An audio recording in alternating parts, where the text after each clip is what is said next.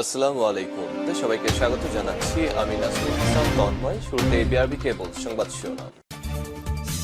বাংলাদেশের সর্বশেষ গুরুত্বপূর্ণ আপডেট সংবাদে আপনাকে স্বাগত। শুরুতে সংবাদ শিরোনাম, পরে বিস্তারিত। সরকার ইন্টারনেট বন্ধ করেনি, ইন্টারনেট বন্ধ হয়ে গেছে বললেন ডাক ও টেলিযোগাযোগ প্রতিমন্ত্রী জোনায়েদ আহমেদ পলক। এরপর জানিয়ে দিব, কোটা বিরোধী আন্দোলনের ৩ সমন্বয়কের খোঁজে ডিবি কার্যালয়ে ১২ শিক্ষক, দেখা দিলেন না ডিবি প্রধান হারুনুর রশিদ। বৈষম্যবিরোধী ছাত্র আন্দোলনের ৩ সমন্বয়ক ঢাকা বিশ্ববিদ্যালয়ের শিক্ষার্থী নাহিদ ইসলাম, আসিফ মাহমুদ এবং আবু বাকের মজুমদারের খোঁজ নিতে ডিবি কার্যালয়ে গিয়েছিলেন ঢাকা বিশ্ববিদ্যালয়ের শিক্ষক নেটওয়ার্কের ১২ শিক্ষকের একটি প্রতিনিধি দল। তবে ব্যস্ততার কারণ দেখিয়ে তাদের সঙ্গে দেখা করেনি ঢাকা মহানগর পুলিশের অতিরিক্ত কমিশনার এবং গোয়েন্দা শাখার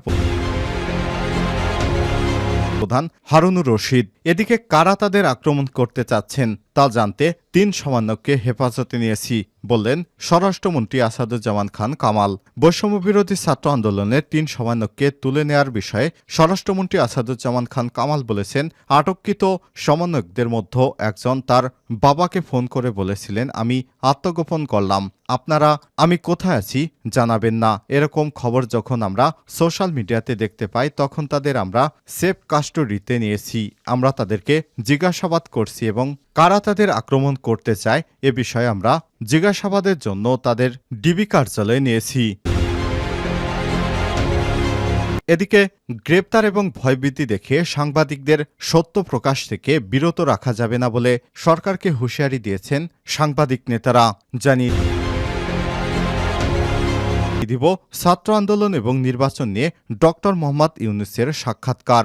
বাংলাদেশের সম্প্রতি কোটা সংস্কার আন্দোলনের পরিপ্রেক্ষিতে উদ্ভূত পরিস্থিতি নিয়ে ভারতীয় সংবাদ মাধ্যম দ্য হিন্দুকে বিশেষ সাক্ষাৎকার দিয়েছেন শান্তিতে নোবেল বিজয়ী প্রফেসর ডক্টর মোহাম্মদ ইউনূস।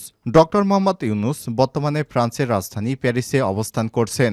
সেখানে সাক্ষাৎকারটি নিয়েছেন দ্য হিন্দুর খ্যাতনামা কূটনৈতিক সংবাদদাতা সোহাসিনী হায়দার, যিনি ব্যক্তিগতভাবে বহুল আলোচিত বিজেপি নেতা ব্রাহ্মণিয়াম স্বামীর মেয়ে এবং ভারতের সাবেক পররাষ্ট্র সচিব সালমান হায়দারের পুত্রবধূ।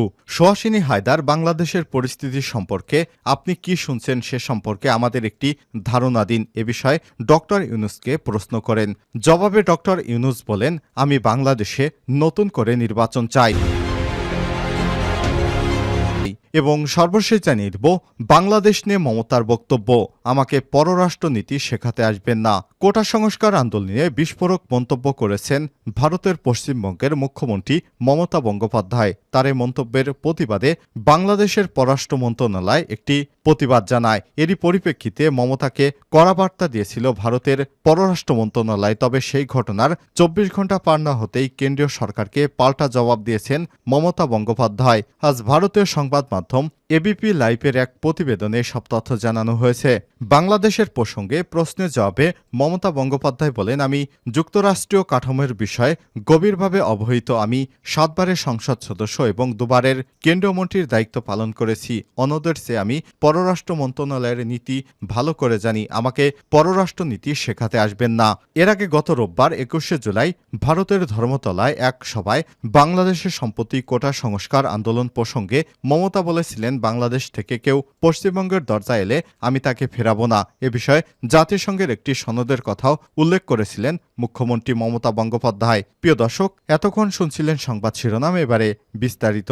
তবে তার আগে বন্ধুরা অনুরোধ থাকবে এই সংবাদটিতে একটি লাইক দিয়ে দিন। আর বন্ধুরা কমেন্ট করে জানিয়ে দিন আপনি কোন জেলা বা কোন স্থান বা কোন দেশ থেকে আমাদের সংবাদটি দেখছেন এবং শুনছেন। আর বন্ধুরা আপনি যদি আমাদের চ্যানেলে নতুন হয়ে থাকেন, সংবাদটি দেখতে দেখতে চ্যানেলটি সাবস্ক্রাইব করে রাখুন, যাতে করে আমাদের লেটেস্ট আপডেট সংবাদগুলো সবার আগে আপনার কাছে পৌঁছে যায়। এবারে বিস্তারিত। সরকার ইন্টারনেট বন্ধ করেনি, ইন্টারনেট এমনিতেই বন্ধ হয়ে গেছে পলক। ডাক টেলিযোগাযোগ এবং তথ্য প্রযুক্তি প্রতিমন্ত্রী জোনায়েদ আহমেদ পলক বলেছেন, সরকার দেশে ইন্টারনেট কখনোই বন্ধ করেনি, ইন্টারনেট বন্ধ হয়ে গেছে।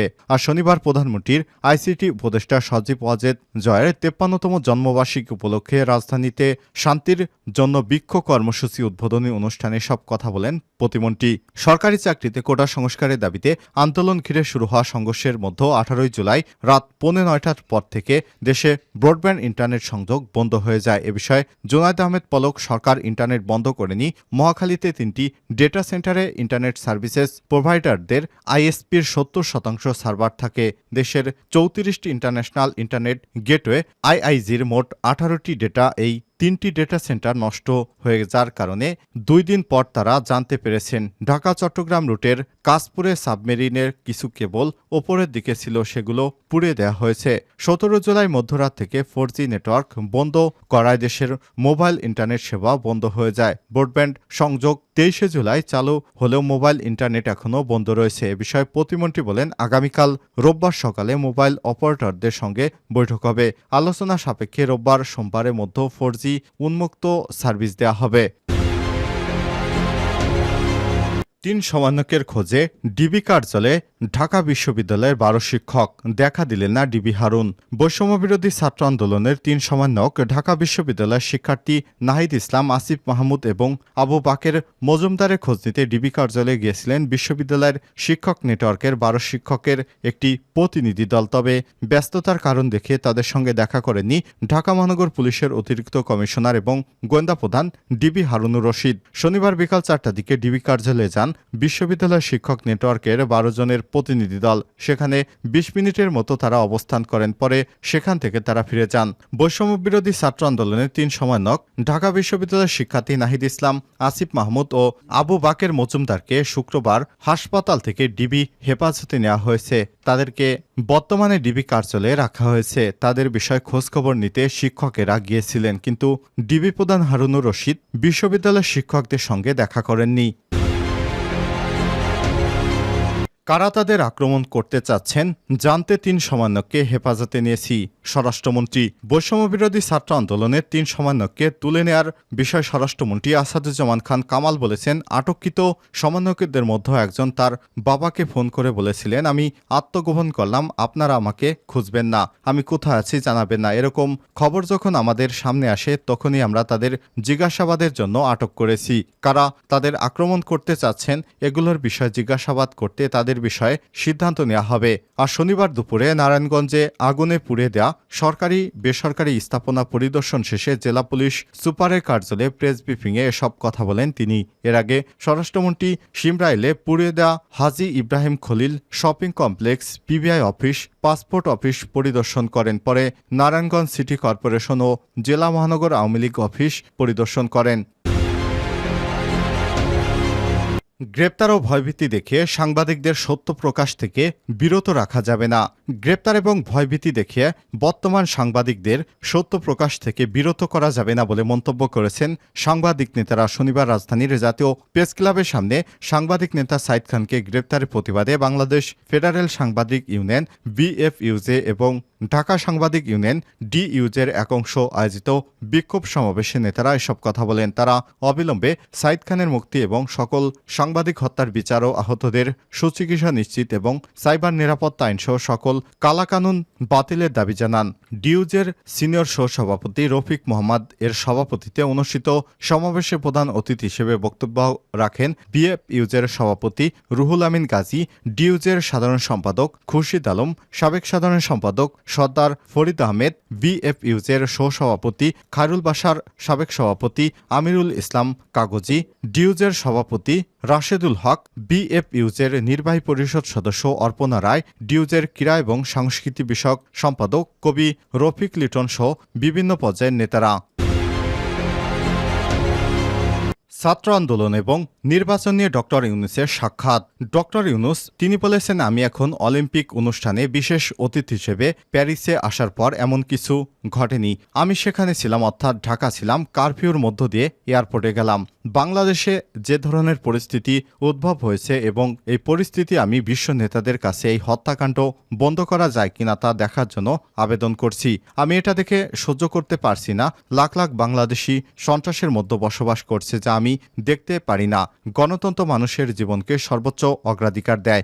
গণতন্ত্র হলো ধর্ম ও রাজনৈতিক মতামত বা মতের অন্য কোনো পার্থক্য নির্বিশেষে সব মানুষকে রক্ষা করা। কোনো নাগরিক যদি অন্য কোনো ব্যক্তিকে হত্যা করতে চায় তাহলে রাষ্ট্রের প্রধান দায়িত্ব হলো আক্রমণের শিকার ব্যক্তিকে রক্ষা করা, আক্রমণকারীকে হত্যা করা সর্বশেষ বিকল্প, প্রথম বিকল্প নয়। আর বাংলাদেশ সরকার শেষ বিকল্পে সাড়া দিয়েছে। বিক্ষোভকারীরা কাউকে হত্যা করার জন্য বাইরে বের হয়নি। তাদের দাবি সরকারের কাছে অপ্রীতিকর হতে পারে, কিন্তু এটি সরকারকে তাদের হত্যা করার জন্য গুলি করার সুযোগ দেয় না।